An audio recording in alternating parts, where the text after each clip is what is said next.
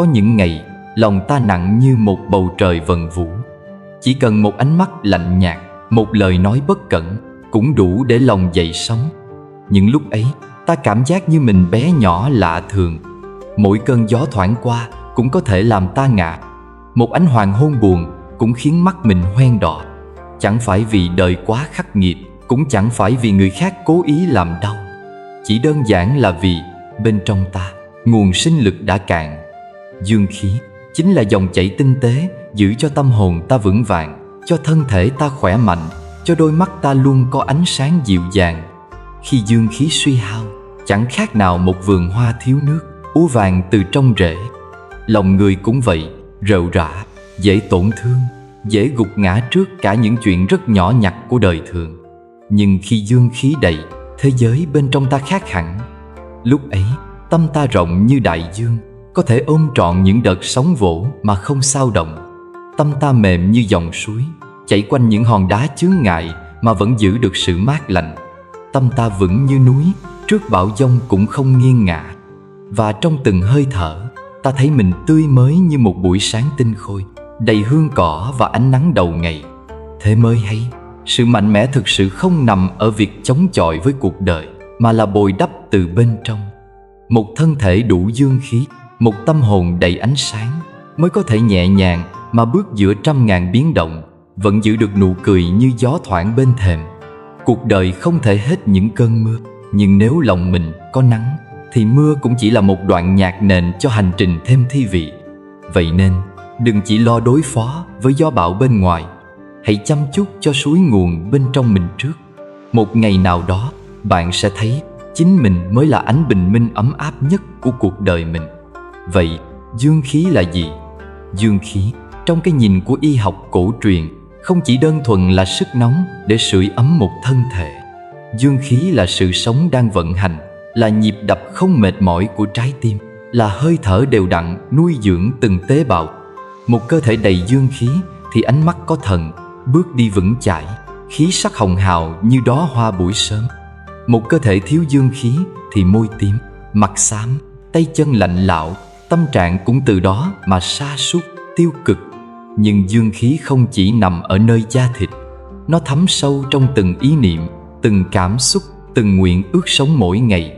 Một người có dương khí mạnh mẽ là người biết mỉm cười trước thử thách, biết lấy thất bại làm động lực, biết nhìn gian khó như một phần tất yếu của cuộc hành trình trưởng thành. Còn một người thiếu hụt dương khí thì chỉ cần một chút mưa gió cuộc đời cũng khiến họ nản lòng, chỉ một lời trái ý cũng đủ khiến tâm can ngã quỵ. Trong Phật Pháp, dương khí không chỉ là sự sống của thân xác mà còn là hào quang của tâm thức. Một người có tâm từ bi, luôn biết trải lòng yêu thương với muôn loài, dẫu không nói lời cao siêu, cũng tự nhiên toát ra ánh sáng ấm áp mà ai gặp cũng thấy dễ chịu. Một người biết hoan hỷ trước niềm vui của người khác, biết buông bỏ sân hận, không chấp trước hơn thua, thì tự thân họ đã là một nguồn năng lượng trong lành giữa thế gian bụi bặm. Khi tâm từ bi được vun bồi mỗi ngày, khi lòng hoan hỷ được tưới tẩm qua từng hành động nhỏ bé, dương khí trong ta lớn dần lên mà chính mình cũng không hay biết. Ánh mắt sáng hơn, nụ cười mềm hơn, bước chân nhẹ tênh hơn, và trái tim thênh thang không còn vướng bận những gánh nặng vô hình. Ngược lại, mỗi khi ta nổi giận, mỗi lần ta oán trách, mỗi lúc ta phán xét hay khinh chê người khác, cũng là lúc ta tự tay mở van để dương khí trong mình tuôn chảy ra ngoài mà không thể giữ lại. Một câu mắng giận, một ánh nhìn cay nghiệt, một ý nghĩ nhỏ nhen đều như những giọt nước nhỏ dần vào thân cây, làm mục nát gốc rễ. Dương khí vốn là ngọn lửa nhỏ bên trong mỗi người. Nếu không biết giữ gìn, không biết bảo vệ, không biết nuôi dưỡng bằng lòng thiện lương và sự cảm thâm, thì một ngày nào đó ngọn lửa ấy sẽ tàn lụi. Khi ấy, thân thể dù có được chăm chút đến đâu cũng trở nên lạnh lẽo và suy yếu. Tâm hồn dù có khoác bao nhiêu vẻ ngoài tươi tắn cũng vẫn rỗng không và cằn cỗi. Có những người ngày qua ngày sống trong oán hận, đố kỵ, sân si, đến một lúc tự hỏi vì sao bản thân luôn mệt mỏi, luôn thấy thế giới này nặng nề. Họ không biết rằng chính mình đang mỗi ngày rút kiệt dương khí trong từng ý niệm tiêu cực nhỏ bé nhất. Dương khí không tự nhiên mà có, cũng không tự nhiên mà mất đi. Nó sinh ra từ cách ta sống, cách ta nghĩ, cách ta đối đãi với chính mình và với người khác. Một người biết giữ lòng mình trong sáng, biết giữ tâm hồn mình ấm áp, tự nhiên sẽ có một sức sống bền bỉ không gì lay chuyển được. Cuộc đời vốn dĩ không phải lúc nào cũng êm đềm, nhưng nếu trong lòng ta có một ngọn lửa dương khí luôn cháy sáng, thì dù bên ngoài có giông tố, bên trong vẫn là một khoảng trời bình yên. Dương khí, suy cho cùng, chính là sự kết tinh giữa sức khỏe của thân và ánh sáng của tâm. Giữ được nó, nuôi lớn nó, chính là đang gìn giữ sự sống nhiệm màu mà vũ trụ đã trao cho mỗi người từ lúc bước chân vào thế giới này. Vì sao phiền não cứ bám lấy người thiếu dương khí? Phiền não giống như bụi trần phiêu bạt khắp nẻo đời. Nó không cần ta mời gọi, cũng không đợi ta chuẩn bị. Nó cứ âm thầm bám vào những khoảng trống mềm yếu nhất trong tâm hồn mỗi người. Khi dương khí trong thân cạn kiệt, hệ thần kinh trở nên nhạy cảm như một sợi dây đàn căng quá mức. Chỉ một tiếng động nhỏ cũng khiến rung lên những âm thanh chát chúa. Cũng vậy, chỉ cần một lời nói bâng quơ, một ánh mắt thiếu thân thiện, một hành động vô tình cũng đủ để đánh thức trong ta những cảm xúc tiêu cực vốn đang nằm im trong đáy lòng. Một ánh nhìn hờ hững bỗng trở thành bằng chứng cho những tổn thương trong ta. Một câu nói đùa vô ý cũng bị suy diễn thành sự xúc phạm. Một lỗi nhỏ trong công việc cũng được phóng đại thành nỗi tủi thân, oán hờn, bất mãn. Cứ như thế, phiền não bám lấy, kết thành một lớp bụi dày cộm trên tâm hồn vốn đã rạn nứt vì mệt mỏi. Người thiếu dương khí không chỉ yếu ở thân thể, mà còn yếu ở sức đề kháng tâm linh. Không còn đủ nội lực để chuyển hóa những chuyện nhỏ thành chuyện không đáng bận lòng. Không còn đủ sáng suốt để hiểu rằng phần lớn những tổn thương mình cảm nhận được kỳ thực chỉ là bóng dáng của chính sự bất an trong lòng mình mà thôi. Để rồi, ngày qua ngày, họ sống trong một vòng xoáy không lối thoát. Chuyện nhỏ hóa to, lời nhẹ hóa nặng, ánh mắt vô tình hóa thành sự chối bỏ. Càng nghĩ càng buồn càng nghĩ. Dần dần, nội tâm chìm ngập trong phiền não, nỗi buồn tích tụ thành bệnh tật, và cuộc đời trở thành một chuỗi ngày lê thê trong sầu muộn. Thế nhưng, khi dương khí trong thân tràn đầy, khi nội tâm mạnh mẽ như một gốc cây bám chặt vào lòng đất, thì những cơn gió phiền não, dù có thổi mạnh đến đâu, cũng chỉ đủ để lay động vài chiếc lá mà thôi. Người có dương khí mạnh, tâm trí họ như một bầu trời cao rộng. Lời khen không làm họ kiêu ngạo, lời chê không làm họ tổn thương. Được mất, thành bại, yêu ghét, khen chê, tất cả chỉ như mây bay qua núi, nước chảy qua đá, không để lại dấu vết gì lâu bền trong lòng. Một ánh nhìn lạnh nhạt, họ thầm nghĩ rằng có thể đối phương đang có chuyện buồn, chẳng liên quan gì đến mình. Một câu nói vô tình, họ mỉm cười cho qua, không theo dệt thêm những câu chuyện làm tổn thương bản thân. Một rắc rối nơi công sở, họ giải quyết bằng sự điềm tĩnh và tỉnh thức, không ôm vào lòng những nỗi oán hận vô ích. Bởi họ hiểu bản chất của cuộc đời này là vô thường, không có điều gì tồn tại mãi. Cảm xúc của người khác cũng như gió thổi mây bay, lúc tụ lúc tán, đâu đáng để đem tâm mình mà trói buộc. Càng chấp càng khổ, càng buông càng nhẹ. Dương khí đầy, tâm tự nhiên vững. Tâm vững, đời tự nhiên an. Không phải vì cuộc đời bớt sóng gió, mà vì lòng ta không còn bị cuốn trôi theo từng cơn sóng nhỏ. Con người hỏi, làm sao để biết mình đã nuôi đủ dương khí trong thân và ánh sáng trong tâm? Thật ra, chỉ cần nhìn vào cách ta đối diện với phiền não mỗi ngày. Nếu ta vẫn còn dễ buồn, dễ giận, dễ trách móc, dễ tổn thương, thì biết rằng dòng suối bên trong mình đang cạn, cần trở về, nuôi lại từng giọt nước mát lành bằng sự từ bi, nhẫn nại và hiểu biết. Nếu một ngày ta có thể nhìn cuộc đời bằng đôi mắt bao dung, nghe những lời khó nghe mà lòng vẫn yên, gặp những điều trái ý mà tâm vẫn nhu hòa, khi ấy ta không cần tìm kiếm dương khí ở đâu xa. Chính lòng mình đã là một ngọn núi hùng vĩ, sừng sững giữa bão giông, tràn đầy sức sống bất diệt của đất trời. Vậy làm sao để nuôi dưỡng dương khí? Có 3 con đường lớn để nuôi dưỡng dương khí. Cũng giống như một khu vườn muốn xanh tốt thì cần có ánh nắng, nước trong và bàn tay chăm sóc khéo léo. Thân tâm con người muốn khỏe mạnh, bình an cũng cần được dưỡng nuôi qua từng hành động, từng hơi thở mỗi ngày. Con đường thứ nhất sống thuận theo tự nhiên. Trong tự nhiên, không có loài cây nào cưỡng cầu ánh sáng, không có con suối nào ép mình chảy ngược dòng. Tất cả đều thuận theo những quy luật âm thầm mà bền bỉ của đất trời. Con người cũng vậy. Thân thể này sinh ra từ đất nước gió lửa, lớn lên nhờ trời đất nuôi dưỡng. Nếu sống ngược với tự nhiên thì dương khí suy giảm là điều không tránh khỏi. Ngủ sớm, dậy sớm, thuận theo nhịp điệu của trời đất. Bởi vì từ 11 giờ đêm đến 3 giờ sáng chính là lúc dương khí trong cơ thể cần được phục hồi sâu nhất. Thức khuya là đang bào mòn sinh khí từng đêm mà không hay biết. Ăn uống thanh đạm, cân bằng âm dương, tránh những thức ăn quá lạnh hoặc quá nóng, quá nhiều dầu mỡ hoặc quá nhiều đường hóa học. Mỗi bữa ăn không chỉ là nuôi thân xác mà còn là cách để nuôi dưỡng dương khí. Một chén cơm trắng, một đĩa rau xanh, một nụ cười nhẹ giữa bữa ăn đã là một bài thuốc nhiệm màu.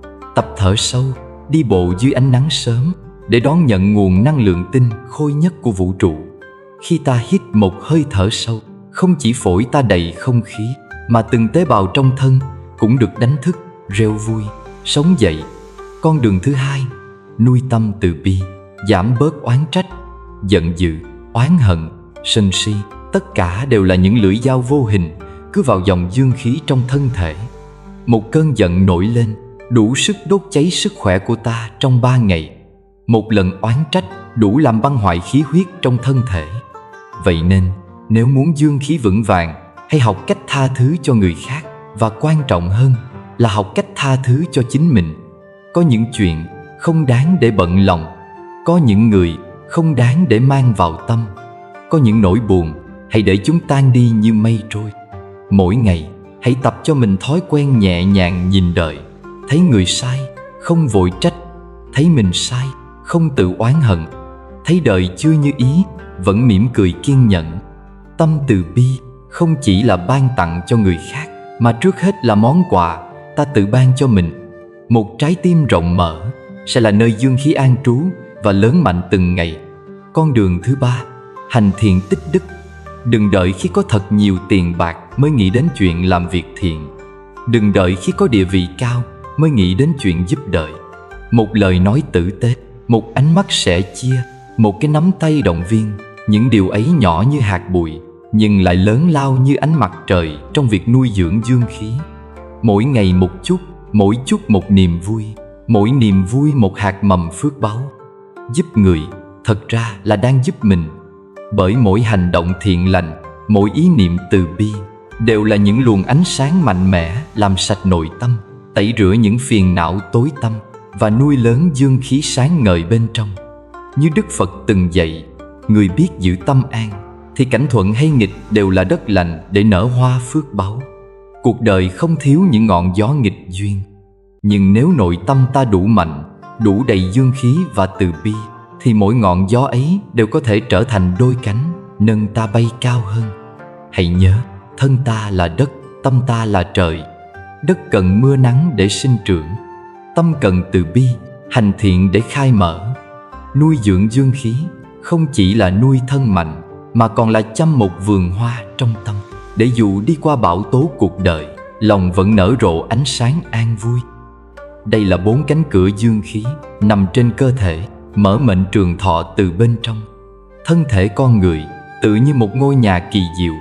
Mỗi tế bào, mỗi đường kinh lạc đều ẩn chứa những dòng chảy tinh tế của khí huyết, của âm dương.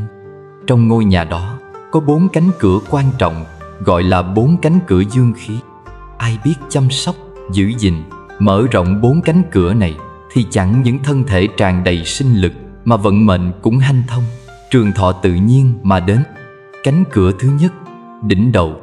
Đỉnh đầu trong Đông y gọi là bách hội, là nơi hội tụ trăm kinh lạc, nơi trời đất giao cảm. Một đứa trẻ mới sinh, đỉnh đầu còn mềm như một nhành non. Khi lớn lên, đỉnh đầu cứng lại, nhưng nơi ấy vẫn giữ vai trò kết nối với trời cao.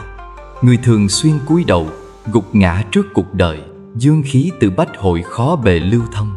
Người biết ngẩng đầu đón ánh sáng, biết giữ cột sống thẳng mà khiêm cung, thì dòng dương khí từ trời đất sẽ dễ dàng tuôn chảy xuống toàn thân.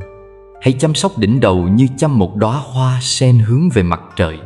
thường xuyên thiền ngồi, thở sâu, tưởng tượng đỉnh đầu mở ra như nụ hoa, đón nhận ánh sáng vũ trụ. Khi đỉnh đầu khai mở, tâm ta sáng suốt, thần khí mạnh mẽ, trí tuệ tự nhiên mà nở rộ. Cánh cửa thứ hai, trái tim. Trái tim không chỉ là cơ quan bơm máu.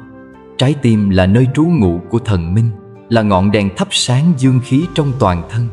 Một trái tim đầy yêu thương, một trái tim biết ơn, chính là nguồn phát ra trường năng lượng dương mạnh mẽ nhất. Ngược lại, một trái tim trĩu nặng hận thù, ghen ghét, than trách sẽ dần dần biến thành một vùng đất lạnh lẽo, ngăn chặn mọi dòng khí tốt đẹp lưu thông trong thân. Mỗi ngày, hãy tự nhủ với trái tim mình: cảm ơn đời vì ta vẫn còn được thở, còn được sống, còn được yêu thương. Thương lấy người khác vì ai cũng đang gồng mình trên hành trình mưu sinh, ai cũng có nỗi khổ riêng mà mình không hay biết. Tha thứ cho người khác vì giữ mãi oán giận chỉ làm trái tim ta thêm khô héo mà thôi. Cánh cửa trái tim nếu được tưới tẩm bằng lòng biết ơn và yêu thương sẽ khiến dương khí lan tỏa khắp thân, thân thể mạnh mẽ, cuộc sống an nhiên. Cánh cửa thứ ba, đan điền. Đan điền chính là vùng bụng dưới rốn khoảng 3 đốt ngón tay. Đây là nơi tích tụ chân khí, là gốc rễ của sức mạnh thân thể. Người xưa luyện khí công, tu thiền đều lấy việc ôm giữ đan điền làm căn bản. Nếu đan điền đầy đủ khí lực, con người sẽ như cây đại thụ, có rễ sâu cắm vào lòng đất, gió bão cũng khó thể làm lung lay. Nếu đan điền cạn kiệt, thân thể yếu ớt, tinh thần bạc nhược, chỉ một việc nhỏ cũng làm tâm loạn thân suy. Hãy tập thở sâu xuống bụng mỗi ngày. Hãy giữ bụng mềm mại, đừng siết chặt vì căng thẳng.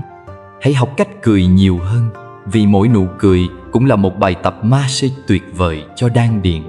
Khi đan điền ấm áp, khí huyết toàn thân sẽ lưu thông dễ dàng, dương khí dồi dào, thân tâm an ổn. Cánh cửa thứ tư, lòng bàn chân. Lòng bàn chân, nơi có huyệt dũng tuyền, là nơi dương khí của đất mẹ thẩm thấu vào thân thể. Người ta nói đất là mẹ.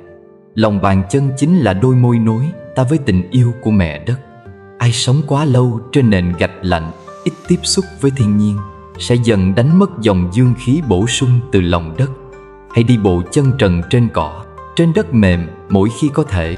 Hãy ngâm chân nước ấm mỗi tối trước khi ngủ. Hãy để lòng bàn chân trở thành hai cánh cửa mở rộng, đón nhận nguồn sinh lực bất tận từ lòng mẹ đại địa. Khi lòng bàn chân được chăm sóc, máu huyết lưu thông, thần khí mạnh mẽ, toàn bộ thân tâm sẽ ngập tràn sức sống, như cội cây được nuôi dưỡng bằng nguồn nước trong lành. 4 cánh cửa như đỉnh đầu, trái tim, đan điền và lòng bàn chân chính là 4 cột trụ nuôi dưỡng dương khí trong đời người. Muốn sống một đời thảnh thơi, ít bệnh tật, ít phiền não, hãy mở rộng và chăm sóc những cánh cửa này bằng cả sự biết ơn và tôn trọng. Bởi vì thân xác này không chỉ là gánh nặng, mà là món quà vô giá mà vũ trụ đã ban tặng. Chăm sóc thân chính là chăm sóc cho dòng đời trong ta tiếp tục tuôn chảy mạnh mẽ, an lành. Chăm sóc thân chính là biết yêu mình bằng một tình yêu tỉnh thức, sâu sắc và bao dung. Bạn thân mến, đời người ngắn ngủi lắm. Dẫu có đi bao nhiêu con đường, có gặp bao nhiêu biến cố, cuối cùng ta chỉ có một khoảng thời gian hữu hạn để sống. Thế nhưng, nhiều khi chúng ta lại quên mất rằng mỗi ngày sống là một món quà, là một cơ hội lớn lao để vun đắp cho chính mình và cho những người xung quanh. Nếu mỗi sáng thức dậy, bạn thấy mình vẫn còn khỏe mạnh, tâm hồn còn an ổn, lòng còn tràn đầy biết ơn, đó đã là một phước báu rất lớn rồi. Nhiều người cả đời không biết đến cảm giác bình an trong tâm, không biết đến sức khỏe vẹn toàn, nhưng bạn may mắn có những điều ấy. Hãy biết trân trọng. Hãy chăm sóc dương khí của mình như chăm sóc một ngọn lửa linh thiêng. Đừng để những bon chen, những ân oán đời thường thổi tắt ánh sáng trong tim bạn. Trong cuộc sống này, có bao giờ chúng ta cảm thấy thỏa mãn và trọn vẹn với mọi thứ? Đôi khi là một lời nói thiếu suy nghĩ, đôi khi là một ánh mắt lạnh nhạt, rồi ta lại tự làm tổn thương chính mình. Đó chính là lúc dương khí cạn kiệt và ánh sáng trong ta dần mờ nhạt. Đừng để thế giới bên ngoài làm xói mòn đi ngọn lửa trong bạn. Hãy để lòng mình trong sáng như giọt sương mai, vì sự trong sáng chính là nền tảng của dương khí mạnh mẽ. Khi bạn biết buông bỏ sự oán trách, biết nhìn đời bằng đôi mắt từ bi, bạn sẽ thấy rằng mọi thứ xung quanh đều nhẹ nhàng, không có gì là nặng nề. Hãy để từng bước chân mình nhẹ tênh như mây bay giữa trời cao. Khi bạn không còn bị vướng bận bởi những ưu tư, lo âu, tâm hồn bạn sẽ tự do, tự tại như những đám mây trôi nhẹ nhàng trong không gian bao la. Mỗi bước đi sẽ là một hành trình bình an, mỗi khoảnh khắc sẽ là một cơ hội để cảm nhận sự sống hiện tại đầy đủ và viên mãn. Bởi vì khi dương khí đủ đầy, mọi phiền não đều nhẹ tựa mây bay. Bạn sẽ không còn cảm thấy bị vướng víu bởi những lo toan nhỏ nhặt, không còn để tâm đến những điều không đáng, và sẽ nhìn thấy rõ ràng rằng tất cả những gì ta cần đều đã có sẵn trong chính bản thân mình. Và bạn sẽ hiểu hạnh phúc thật ra chưa từng ở đâu xa. Nó nằm ngay trong từng hơi thở, từng khoảnh khắc, từng nụ cười bạn dành cho chính mình. Hạnh phúc không phải là thứ ta đi tìm ở bên ngoài, mà chính là cảm giác bình an trong tâm hồn, là sự sống trọn vẹn trong từng giây phút hiện tại. Khi dương khí trong bạn đủ đầy, bạn sẽ thấy mọi thứ đều tươi sáng. Mỗi ngày sống đều là một niềm vui, mỗi thử thách đều là một cơ hội để trưởng thành. Hãy sống nhẹ nhàng, sống từ bi và biết đủ. Hãy để dương khí của bạn lan tỏa, không chỉ nuôi dưỡng bản thân mà còn tiếp thêm sức mạnh cho những người xung quanh. Chỉ khi chúng ta tự nuôi dưỡng mình bằng những năng lượng tích cực, chúng ta mới có thể làm thế giới này tốt đẹp hơn, từng chút một.